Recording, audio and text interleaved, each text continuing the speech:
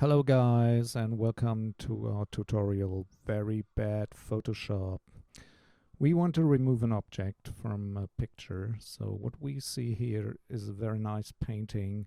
It's old, it's from Europe. And what we were going to do is we want to remove the cow. So this is how we gonna go about it.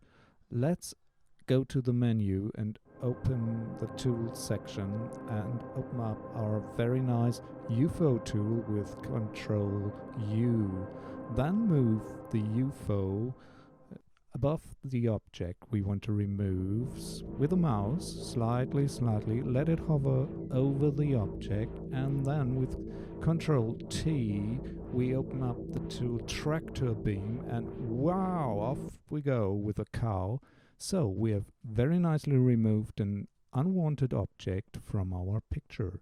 Thank you, and come again for the next tutorial.